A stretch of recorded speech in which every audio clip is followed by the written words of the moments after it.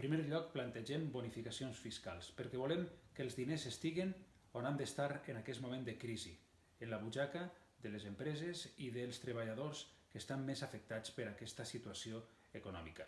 En segon lloc, demanem ajudes directes a empreses i a autònoms que han vist afectada de forma considerable la seva activitat amb aquesta crisi del coronavirus.